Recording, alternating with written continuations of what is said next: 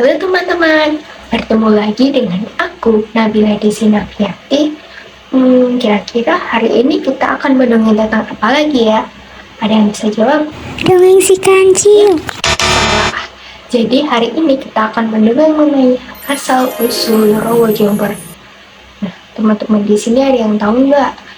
Rowo Jember ini berada di kota mana sih? Klaten. Ya, benar sekali.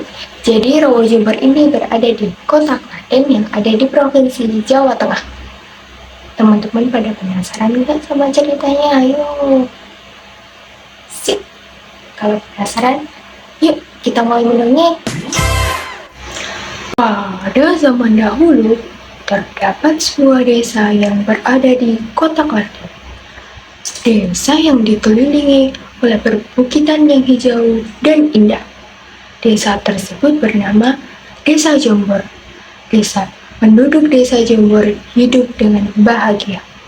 Tapi saat musim hujan tiba, warga Desa Jombor selalu dipenuhi dengan rasa waspada akan ancaman bencana banjir.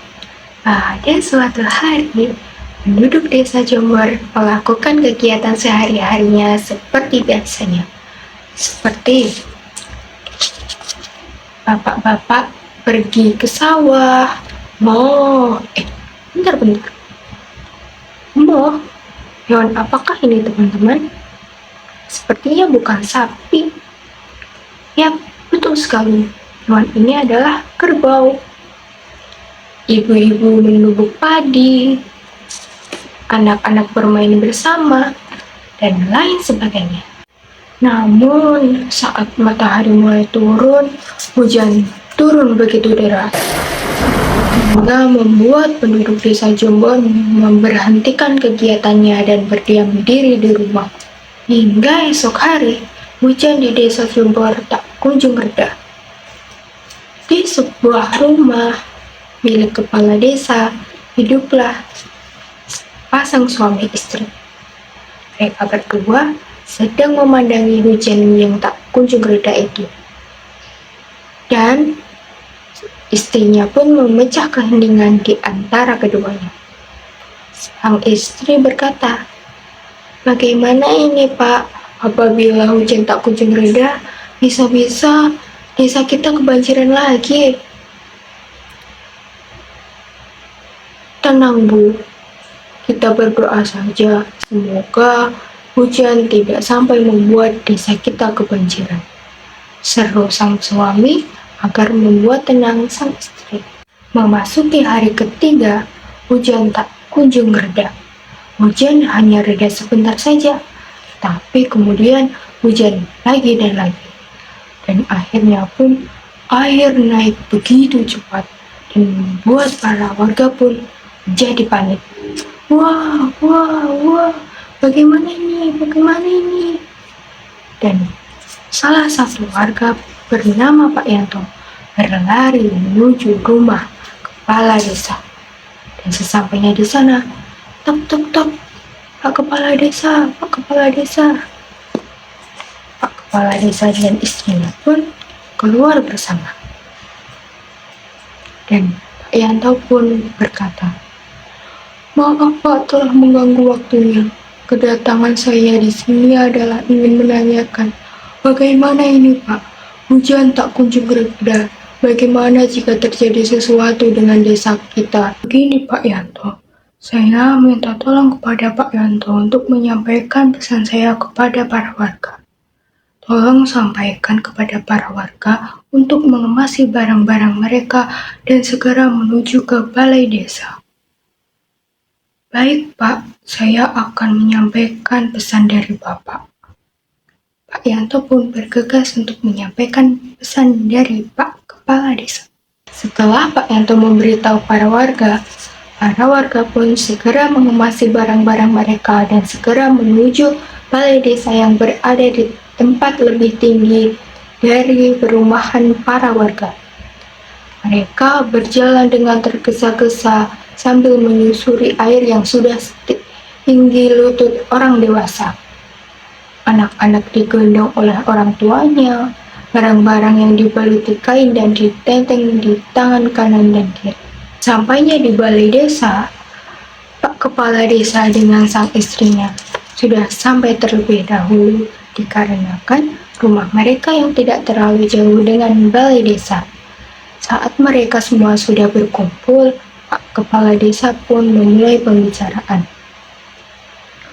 Bapak-bapak dan ibu sekalian, dikarenakan air naik begitu cepat, maka pemerintah kota menghimbau kita untuk segera berpindah ke tempat yang lebih aman, yaitu berada di daratan tinggi.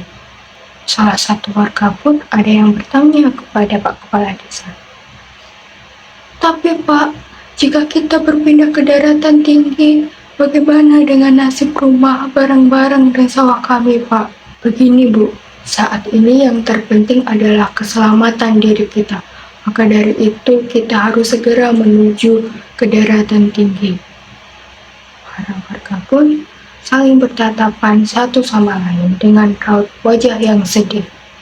Mereka berpikir, bagaimana dengan nasib barang-barang mereka? Bagaimana dengan nasib rumah dan sawah-sawah mereka? Setelah beberapa menit, mereka pun akhirnya memutuskan untuk mengikuti apa kata pemerintah kota dan kata kepala desa. Mereka pun bergegas menuju ke daratan tinggi. Sesampainya di pengungsian, warga desa Sumber disambut dengan baik oleh warga sana. 4 hari berlalu, desa Jember masih tenggelam dan air sulit turun. Dikarenakan desa Jember sendiri berada di daerah cekungan dan minim resapan. Dikarenakan banjir yang sulit surut dan desa Jember sendiri seringkali dilanda banjir, maka pemerintah kota pun memutuskan untuk menenggelamkan desa Jember dan menjadikannya sebagai tempat penampungan air. Tetapi sebelum memutuskan hal tersebut, Pak Pemerintah Kota meminta persetujuan terlebih dahulu kepada para warga desa Jember. Mendengar arahan dari pemerintah kota, para warga pun semakin sedih dan bimbang. Mereka menjadi semakin kalang kabut. Karena itu, pemerintah kota pun memberikan waktu kepada para warga desa Jember untuk berunding bersama. Setelah beberapa jam mereka berunding bersama, akhirnya mereka pun menghampiri Pak Pemerintah Kota. Saat mereka sudah bertemu dengan Pak Pemerintah Kota, salah satu warga yang akan menyampaikan hasil perundingan mereka bertanya kepada Pak Pemerintah Kota. Pak, bagaimana dengan tempat tinggal kami apabila desa kami ditenggelamkan, Pak?